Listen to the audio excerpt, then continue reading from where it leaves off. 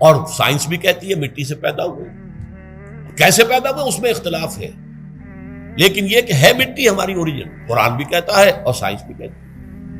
اور ہمارے وجود کو جب وہ تھک جائے، مزمحل ہو جائے، اس کی انرجی کم ہو جائے، تو اس کے لیے جو غذا ہے، جو تقویت ہے، وہ بھی ساری زمین سے آ رہی ہے. آپ نے پھل کھائے، آپ نے گندم کھائی، آپ نے چاول کہاں سے آ رہے ہیں؟ اچھا بکری کا گوشت کھایا تو بکری کا گوشت کس چیز سے بنا ہے؟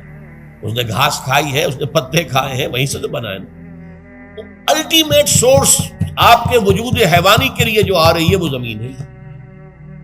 وجود روحانی کو بھی تقویت کی ضرورت ہے، وہ بھی مزمحل ہوتی ہے، کمزور ہو جاتی ہے. خاص طور پر جبکہ وجود حیوانی کا اس پر غلبہ ہو جائے تب تو یوں سمجھیے کہ وہ بالکل بے ہوش ہو کر موت کے قریب پہنچ جاتی ہے. اس کی تقویت، اس کی غذا وہیں سے آئی ہے جہاں سے روح آئی ہے. وہ کلام ربانی ہے، روح ربانی. نفخت فیہ من روحی من روحی من روحی، میں پھونک دوں اس میں اپنی روح میں سے. روح کا تعلق ذات باری تعالیٰ کے ساتھ ہے. اسی طرح کلام ربانی کہاں سے آیا ہے؟ اللہ تعالیٰ کے پاس سے.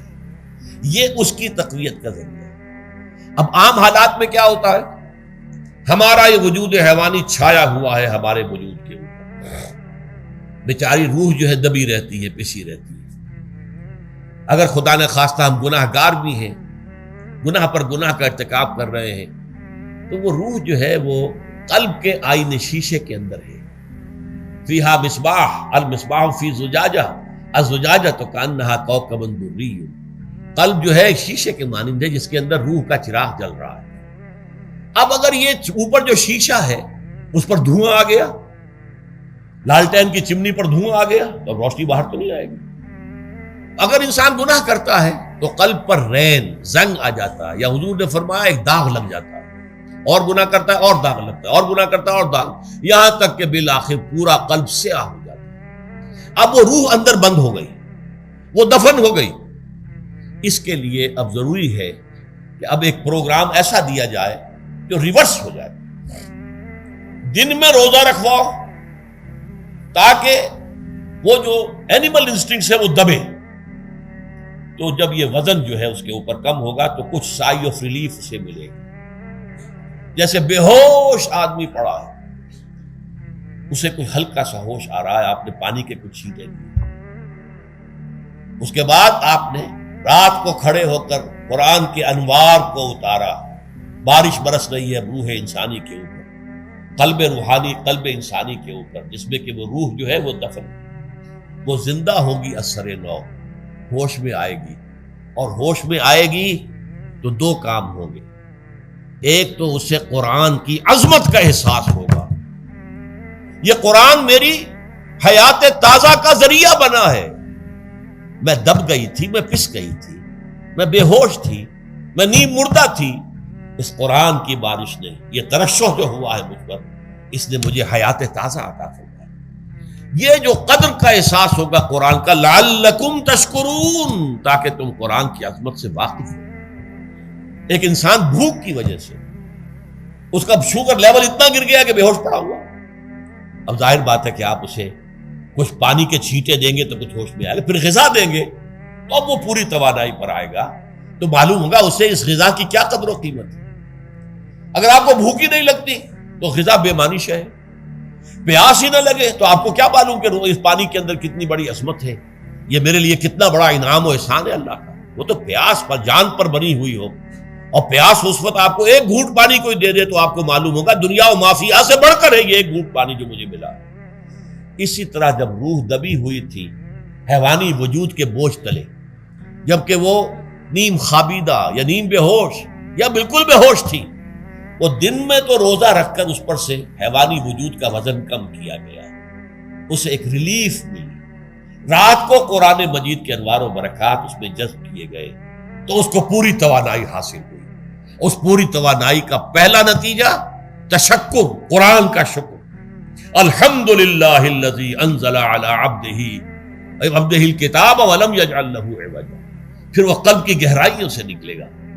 سارا شکر اس اللہ کے لیے جس نے اپنے بندے پر صلی اللہ علیہ وسلم کتاب نازل کی اور اس میں کوئی کجی نہیں رکھی. کسی طرح کی ایش پیچ نہیں. یا تبارک الذی نزل الفرقان علی عبدہ لیکون للعالمین نذیرا. بڑی بابرکت ہے وہ ذات جس نے اپنے بندے پر فرقان نازل فرمایا تاکہ وہ تمام جہان والوں کے لیے نذیر اور خبردار کرنے والا بن جائے.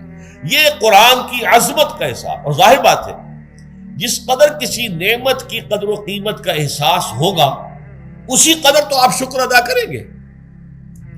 اگر آپ نے کسی بچے کے ہاتھ پر ہیرا رکھ دیا، اسے کیا پتا یہ ہیرا کس بلا کا نام ہوتا ہے، وہ سمجھے گا کانچ کا ٹکڑا ہے. لیکن اگر کوئی واقعتاً کوئی جوہر شناس ہو، جوہری ہو، اس کو آپ ہیرا دیں گے تو اسے معلوم ہے کہ مجھے کیا چیز دی گئی ہے. اس کے اندر جو شکر پیدا ہوگا وہ اس بچے کے اندر تو نہیں پیدا ہو سکتا جسے معلوم ہی نہیں. تو قرآن مجید کی اصل عظمت سے انسان واقف کب ہوگا؟ جبکہ اس کے ذریعے سے اس کی روح کو ایک حیات تازہ مل جائے اور اس طرح وہ پروگرام ریورس ہو جائے جو عام طور پر چل رہا تھا. ساری توجہ اپنے جسم پر، اس کے تقاضوں پر. جسم میں تھوڑی سی پھنسی نکل آئی ہے، بھاگ رہے دوڑ رہے ہیں اس کے علاج کے لیے. کوئی اور مرض لاحق ہو گیا، بھاگ رہے ہیں دوڑ رہے ہیں اس کے علاج کے لیے، بڑی بڑی فیسیں بھی دے رہے ہیں. ساری جسم کی پرواہ ہے. روزانہ نہا رہے ہیں اور اچھے سے اچھا صابن لا کر نہا رہے ہیں، وہ جسم کی پرواہ ہے نا، اس کی دیکھ بھال ہے. روح کی طرف توجہ ہی نہیں. یہ ہے وہ بات جو کہی گئی ہے سورہ حشر میں اور جسے علامہ اقبال نے پھر اپنے فلسفہ خودی کی اساس اور سورس قرار دیا. وَلَا تَكُونُوا كَالَّذِينَ نَسُوا اللَّهَ فَأَنسَاهُمْ أَنفُسَهُمْ أُولَٰئِكَ هُمُ الْفَاسِقُونَ. دیکھو اے مسلمانوں، ان لوگوں کے مانند نہ ہو جانا جنہوں نے اللہ کو بھلا دیا تو اللہ نے انہیں اپنے آپ سے غافل کر دیا، اور یہی لوگ فاسق و فاجر ہیں. یہ سوال پیدا ہوتا ہے کہ انسان اپنے آپ سے کہاں غافل ہوتا ہے؟ کیا اپنے وجود حیوانی سے غافل ہوتا ہے؟ کیا بھوک لگتی ہے تو وہ ادھر ادھر منہ نہیں مارتا؟ غذا کو حاصل کرنے کے لیے کوشش نہیں کرتا؟ پیاس لگتی ہے تو کیا پانی یا کوئی اور مشروب تلاش نہیں کرتا؟ کوئی بیماری لاحق ہوتی ہے تو کیا اس کے علاج کی طرف توجہ نہیں کرتا؟ اسے آرام کی حاجت ہوتی ہے تو آرام نہیں لیتا؟ اپنے اس وجود سے تو غافل نہیں. کون سے وجود سے غافل ہوا ہے؟ وہ روحانی وجود سے غافل ہے. بھول گیا کہ میرے اندر روحانی وجود بھی ہے اور اس کا تعلق ذات باری تعالیٰ کے ساتھ. اس نے سمجھا کہ میں بس حیوان ہوں، نرا حیوان ہوں، اپنے اس وجود کی اصل حقیقت ہی سے بے خبر، غافل. چنانچہ آج کے دور کا سب سے بڑا المیہ کیا ہے؟ ڈارون کے نظریے کے جو اثرات پیدا ہوئے ہماری معاشرت پر، ہماری سوچ پر، ہمارے فکر پر، ہمارے فلسفے پر، ہماری سوشولوجی پر، وہ کیا ہے کہ ہم بھی نرے حیوان ہیں. اللہ اللہ خیر سے. یہ سب سے بڑی محرومی ہے اس دور کی کہ انسان اپنے اصل شرف سے خود ہی مستعفی ہو گیا. ہمارا کوئی وجود ہے ہی نہیں، روحانی وغیرہ. روح کسے کہتے ہیں ہم نہیں جانتے، بس یہ جسم ہے. ہم اللہ کو نہیں جانتے کون ہے کون نہیں ہے. ہوگا ہم تو اس کائنات کو جانتے ہیں. ہم روح سے واقف نہیں، ہم تو اپنے جسم کو واقف. آخرت سے ہمیں کچھ پتہ نہیں، شاید ہو شاید نہ ہو، کچھ پتہ نہیں. لیکن یہ زندگی تو ہے، اسے ہم جانتے ہیں. یہ ہے آج کے انسان کا سب سے بڑا المیہ. اور یہ ہے ماس اسکیل کے اوپر ارتداد، ذہنی طور پر مرتد ہو چکے ہیں. انسانوں کی عظیم اکثریت مرتد ہو چکی ہے. یہ ہے در حقیقت کہ روزہ جو ہے اس پروگرام کو آ کر ریورس کرتا ہے. دن میں کھانے پینے، جنسی تقاضے پر پابندی، وہ وجود حیوانی کا وزن کچھ کم، روح جو دبی ہوئی تھی یا سسک رہی تھی یا بے ہوش تھی یا نیند مردہ تھی، اسے کچھ ریلیف ملا. اب اس کے اوپر قرآن مجید کے تیرے ضمیر پہ جب تک نہ ہو نزول کتاب، گرہ کشاہ نہ رازی نہ صاحب کشاف، ہمارے دلوں کے اوپر بارش ہو رہی ہو انوار قرآنی کی. وہ ظاہر بات ہے کہ بغیر سمجھے تو نہیں ہوگی بارش. وہ تو آپ کو سمجھ رہے ہوں گے تو بارش ہوگی، ورنہ تو یہ ہے کہ ٹھیک ہے میں پہلے بھی عرض کر چکا ہوں آپ کو ثواب تو ملے گا، لیکن یہ ہے کہ وہ اصل مقصد قرآن کی عظمت کا قلب کی گہرائیوں سے اعتراف جو ہے اور اس پر اللہ کا شکر تو ادا ہوگا. لعلکم تشکرون، جبکہ قرآن مجید جو ہے آپ کے قلب کے اوپر نازل، اس کا مفہوم نازل.